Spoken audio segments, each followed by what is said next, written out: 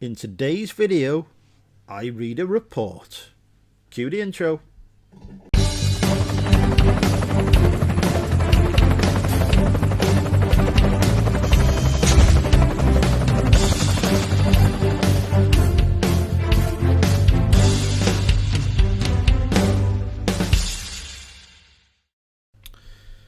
Hi folks, welcome to the channel. My name is Andrew. Got a dog bark in the background. I am a part-time eBay and Amazon reseller, a mental health advocate, and a man who doesn't really edit videos. Today, something I've been wanting to do for the last few days, but eBay, the gift that keeps on giving, gave me some great new content to use because they decided to offer clothing for sales for free to private sellers. So it's been a few days before I've been able to do this video, but one of the things I'm keen to do from an accountability perspective, and so that I can look back on it and hopefully so it may help others, is have a look particularly at how my eBay business is performing. Might do something similar for Amazon in the future as well, not sure yet, but have a look at how my eBay business is performing, whether it's generating the kind of revenue and turnover for me I want, or whether I need to change things up and have a real look under the hood. And I thought the easiest way to do that was to use some of the reports that eBay generates for us, or certainly gives us as business sellers. I don't know if it does the same on private accounts. It's been years since I logged into my private account on eBay, but yeah, I wanted to have a look to see how the business performed during the month of March, and whether using the sort of report that eBay provide can help me do that. If that's a useful thing and a useful feature, then once a month I will take a look into it and see what insights it can provide me and how it can help shape my business. And hopefully me doing so sort of visibly on YouTube will support others in doing the same and having a look at their business and how it's working, whether there's improvements and changes that they might want to make as well. So without further ado, let's switch to future Andrew on the screen share. Thank you, historical Andrew, for the handover, and may I just say what an amazing job you're doing. That's probably gonna get me some hate, but anyway, yeah, it's future Andrew here. I now have my eBay report open. If you want to know how to get to this yourselves, I will quickly show you the steps that I went through to get to it, because I was just testing to see if it worked. So you have your seller hub here, which you can get to by clicking on my eBay. We have to move myself out the way first. Click on my eBay, go to selling, and you'll see a series of tabs opening up here. Obviously I think you need to be on a business account to have seller hub, so I don't think this applies on private accounts, so apologies for this, but if you wanted to switch to a business account after watching yesterday's video, then this is the kind of thing you can expect to see, and the kind of analysis and data that you get. So yeah, this is seller hub. This is the default overview, just talks about how many sales you've got, what your seller level is, how many orders you've got, all kinds of useful widgets on there. Some not so useful, like I don't want to increase external traffic to my listings using their promoted thing, which I will talk about that service actually and show you some results of it, because it just doesn't work. Anyway, I want to do a report to see how I did last month. So I click on performance. I'm going to click on sales. I'm hoping I'm remembering this quickly. This is the right one. It will default to showing you your last 31 days of sales, but what I want to look at is last month, because I want to do this once a month, every month, to see how I'm doing. So I click on last month. It will do a comparison with the previous month, which is great. That's what I want. I want that comparison so I can see if my business is growing, or if it's stalling, or if it's actually what's the opposite of growing? Shrinking. So just going to click on generate report. It's really quick. It comes up in a few seconds, as you can see.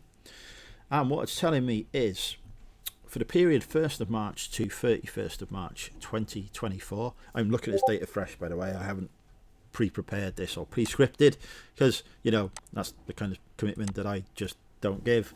I like to do things live and learn as I'm doing them and help others learn as they're doing them as well. I find that more helpful, to be honest. So 1st of March to 31st of March 2024, I had £3,757 and 89 pence. I mean, you can read, but I'll read it out loud anyway, because you might be doing other things and not looking at the screen.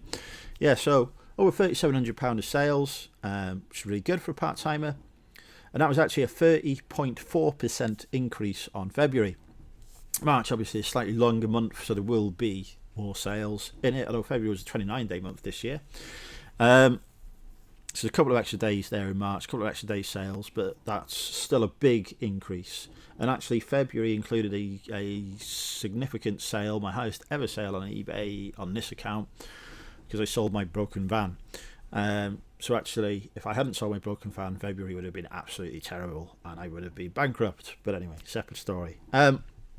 It's saying my selling costs are £1,213.92, so about a third of my total sales. That includes all eBay fees, the amount I paid to buy postage labels on eBay, and any charitable donations if I made them. I didn't. Those postage fees, I think, don't include ones that are done through Packlink. I could be wrong, but I don't think they do. And obviously there will be some parcels that I have done through Parcels to Go. Sometimes Packlink throws up an error and it doesn't like a postcode, or sometimes it's just cheaper for me to use Parcel to Go. So in a month there's usually about 1 or 2 parcels a week that go through Parcels to Go. So it's not a complete picture of my selling costs.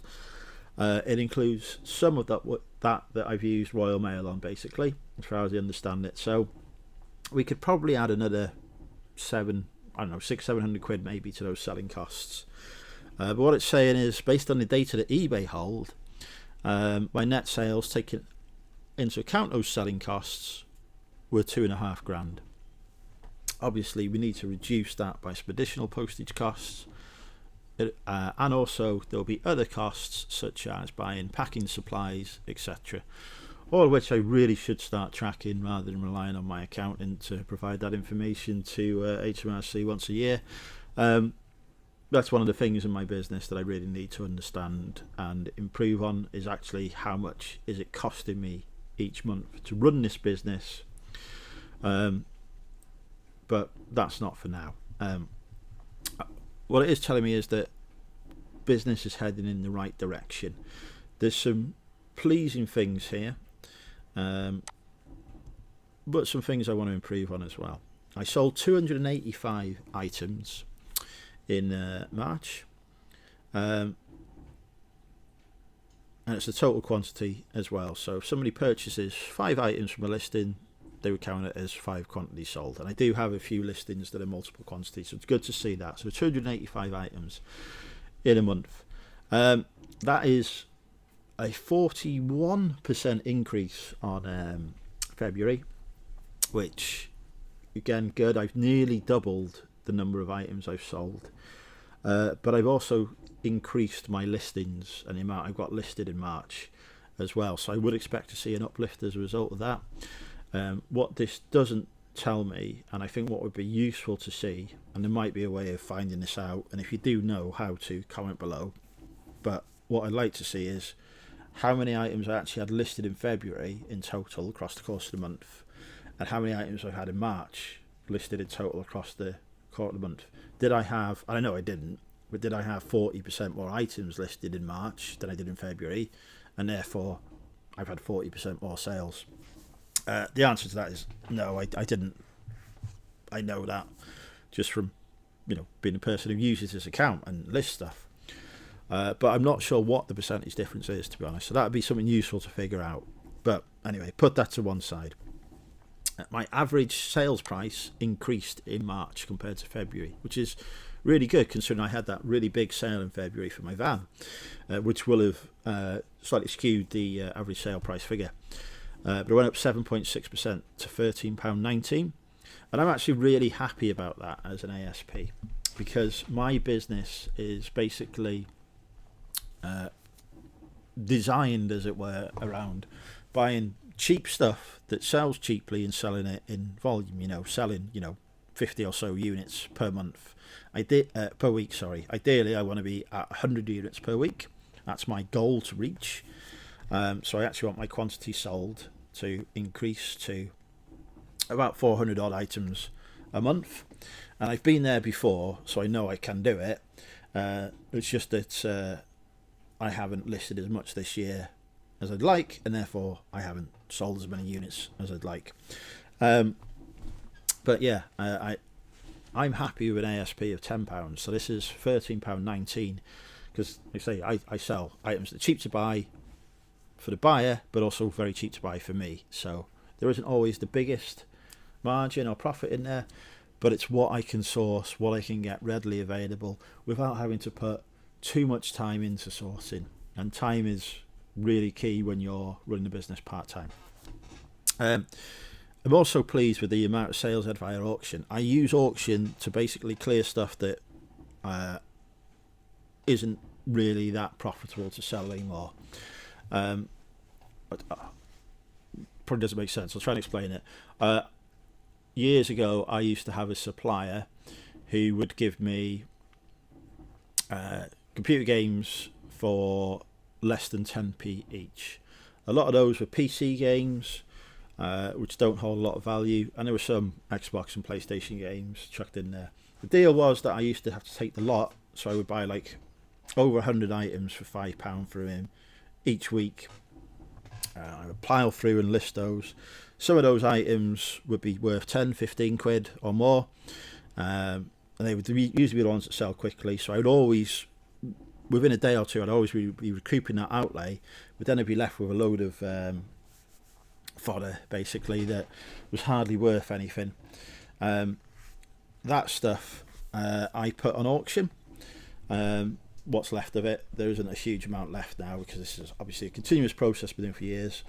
There's about 170, maybe 180 items left now, and bearing in mind I had thousands. But I put those on auction, 99p start plus postage. Every time one of them sells, I'm making a profit because my cost of goods was low. But for some reason, if I put them on a buy it now for $3.99 free shipping, they don't sell.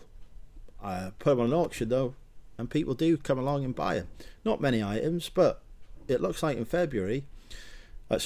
March, they did buy quite a lot, £32.42 worth of those. So as a strategy, it is working. Slowly, I'm getting a few sales every month, and those items are going, and they're making me money alongside doing it, and I'm only using my free auction listings that I get to do that. So it's like, no effort at all now for me just to deal with those. All the photos have been done. They just need to get relisted every 7 days when the auction runs out. Sometimes, if it's a long month, there'll be a week where there's no auctions running because I've used up the free listing allowance, and I'm not going to pay to list them. They can just wait another week. So slowly but surely that stockpile is decreasing, and it's bringing me in money. And yeah, there's a 94.7% increase as well. So I got rid of a good few items last month. Haven't got rid of any so far this month, but who knows how that'll go. And then the sales via fixed price were up a massive 64%, so 2/3 increase, which is probably a reflection on how poor February was for me. I would honestly describe it as probably the worst February I've had in 5 years. And if I hadn't sold my van, I would have been, or the business would have been, because I run a limited company, would have been in serious financial trouble. So that's something I need to be mindful of next year. I need to have more cash in reserve to tide me through February. January was great, but February was terrible. So I need to have more cash in reserve, basically, to tide me through times when sales take such a massive dip, rather than just relying on one big sale to see me through. There's some good buyer insights here. 274 buyers, increase of nearly 40%. One thing that I do need to work on, one insight, I only had 3 repeat buyers in March, which was a decrease of 25% on February. So I'm losing repeat buyers. There are ways I could tackle that. I could send out vouchers, which I'm probably going to do, to create a buyer group and send out vouchers and offer 15% off if you come back and buy from me again, and track to see if that makes a difference. So that's an action I'm going to take away to see if I can do that and get a few more repeat buyers. Also, I'm finding from the analysis that I've sort of done separately is that I only get repeat buyers on VHS and books. So there's a question about whether I want to niche down in those categories, but currently based on this volume of repeat buyers, it's not worth it. It's not worth niching down just to get 3 extra buyers. But I would like to see that increase, and yeah, it's 25% down on February. So the only thing I think of is can I offer some incentives to repeat buyers to get people to come back. So that's something that I definitely need to think about, and this report has highlighted to me as well. I can see what my sales by category is. It's no surprise to me at all that books, comics and magazines, with the subcategory of books, is number one. That was nearly 20% of my sales, 18.99%. But I also listed a different category on books as well, which is the antiquarian and collectible category, and that came in with a staggering 15.83% as well of sales. So if you add the two together, that's nearly, well, that's over a third of my sales were book sales. Definitely an area of growth for me, because I saw big percentage increases, like the antiquarian category in particular has saw 168.9% increase in volume of sales. So there's definitely an increase, an interest there, and that sort of says to me that, you know, maybe you need to focus what you're listed on these categories. That is a conclusion I could draw from it. But I also saw a big increase in films and TV, 44.6%, within the DVDs and Blu-ray category, and within the VHS tape category I saw a 19.1% increase. So VHS is a bit of a dead category. Stuff in there takes ages to sell. I know that, but I get them really cheap, sometimes free, and occasionally you get the odd banger in there that goes for good money. So I do continue to list them, and I'm one of the biggest suppliers of VHS on eBay.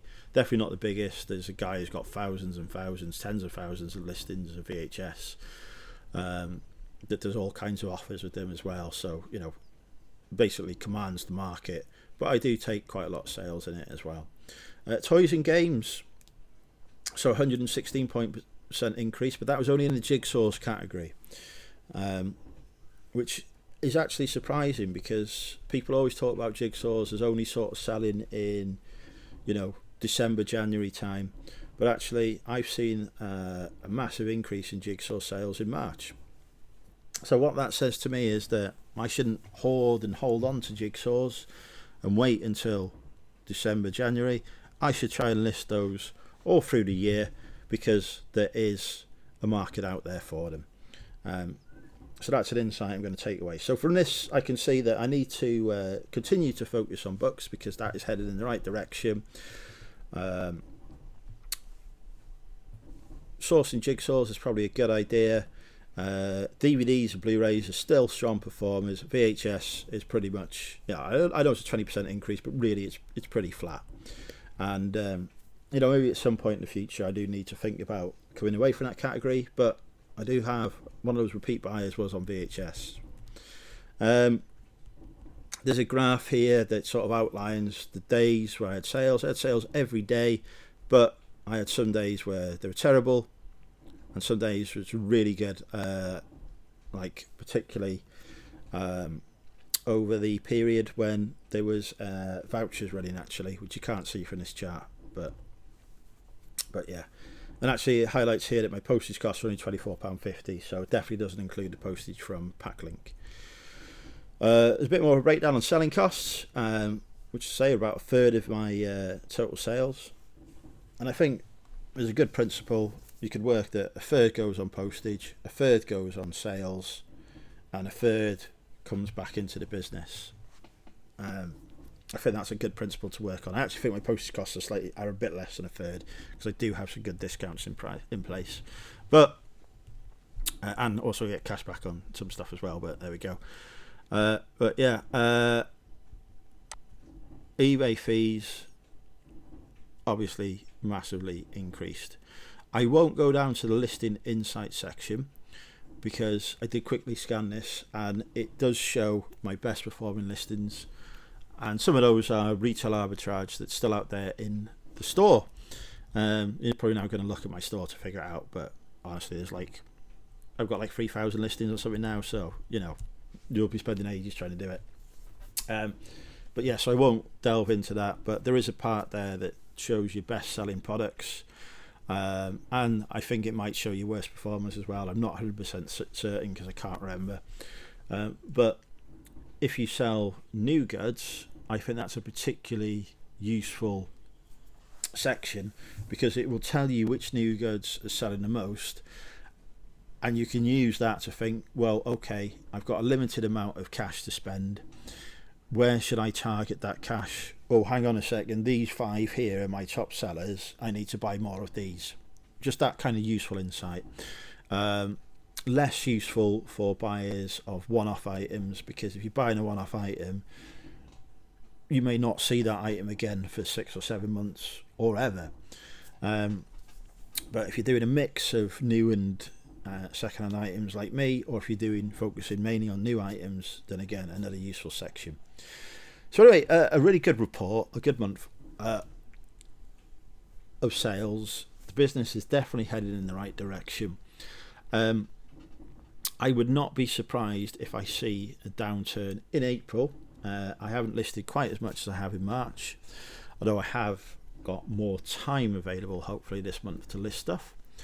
I'd be happy if I maintained in April though. If I sort of saw these figures, I'd be happy with it. One other thing to mention as well is the business does have storage costs. I have 1,000 square foot roughly of storage that I pay for, which including bills cost me £485 a month. So that is a big chunk of profit that comes out. However, that being said, that is actually covered by another income stream that I have. So actually the cost of that storage is about 100 quid from the business, because the majority of it is covered by another income stream. I'm a big fan of having multiple income streams, and at some point I will do a video a bit more on that and why I do that and why I think it's good. But anyway, I think we've reached the end of the video. We're going to turn to another future Andrew, just for a quick wrap up there. And I need to remember which buttons to press to end the recording. Okay, thank you, previous Andrew, for the handover there. Previous future Andrew. Oh, it's not even going well. Anyway, I'm here. I'm back. Yeah, that was a really interesting, for me anyway, and hopefully for viewers, insight into the business. I found that report really useful.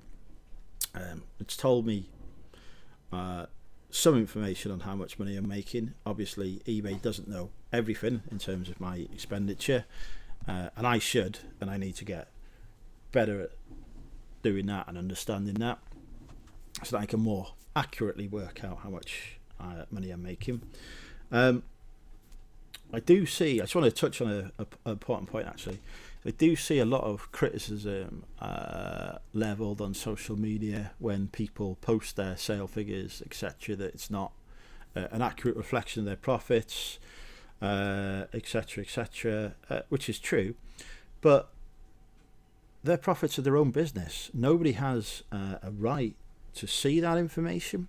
I've chosen to share some of my information here because it may be helpful and beneficial to others, but that's a personal choice for me to make. So if you do see somebody posting their sales figures, don't just jump in and criticize them for it, because it doesn't give you the information that you in particular want, because actually you don't have the right to that information. Be grateful for what people are sharing rather than criticize for what they're not. Be my top advice there, and also feel free to use that how I use it, if I see somebody posting sales and looking really good, I think, okay, this is somebody I want to look at in a bit more detail to see how they're running their business, because there might be some stuff I can learn from them. And you know, they may not be making a profit, they may be making a terrible loss. That's great as well, because I can learn about that and learn from that and how to avoid that. So just look at it as an opportunity to learn would be my advice. I'm trying not to preach to people about stuff, but I'm a manager and work, and it just seems to be half of what I do. But yeah, but coming back to my business, what that report showed me is that I've had a really good March. Things are definitely going in the right direction. I listed a lot more in March. That's made a real difference. I don't know exactly how much more I listed compared to February. I need to try and find out if there's a way I can learn that information or find that somewhere, but I need to do a bit more tinkering, unless somebody knows and can tell me in the comments, or message me on Instagram at MoneyMentalUK on Instagram. But yeah, so that's good. It's shown me the categories that are doing really well. It's given me additional insight I didn't have, that actually, because I didn't pick up on this, that jigsaws are doing all right compared to the number I've got listed. And so carry on sourcing those, Andrew, because they're doing well. Now everyone else is probably going to do the same as well, aren't they? But you know, it's not a big part of my business anyway. But yeah, so we're going to carry on with the jigsaws. VHS is definitely something I need to think about as part of my long-term plans. For those who don't know what my long-term plans are, it's basically to relocate to Prestatyn, have the business all under one roof, so I'm not paying out for storage, work through the backlog of stock that I've got, and build the eBay and Amazon business I've got, while exploring other opportunities to make money as well, with the eventual aim of becoming mortgage free, and then when the mortgage is paid off, becoming a full-time reseller. Storage and mortgage are my two biggest costs at the minute. If I could eliminate both of those, I would feel comfortable quitting work and working for myself. So yeah, VHS, I might, when I move, look to doing bundles and see how they go. I've also thought about selling them on Facebook in collectors groups as well, as an alternative to putting them on eBay, because then I get to keep the majority of the fees, apart from PayPal fees, because I would use PayPal goods and services. So seeing those stats has just sort of confirmed my thinking further, that that's the direction of travel I need to take with that category. Really, I need to look to either bundle it all and sell it as bundles on eBay, or move that business onto Facebook, where sell-through rate will probably be slower, but profits will be higher, so it justifies for me doing that. But yeah, if you've made it this far, thank you so much for watching. I'm going to give you a random comment to comment below, because I like to know that people have watched this far, because it encourages me to make more content. It's not about the algorithm. People will say, I might do a separate video about why I'm not bothered about the algorithm, but it's probably just gives me encouragement to keep on making this content. So yeah, comment below with hair dye. That's going to be our random phrase, hair dye. And thank you so much for watching, folks, and see you on the next video. Bye for now.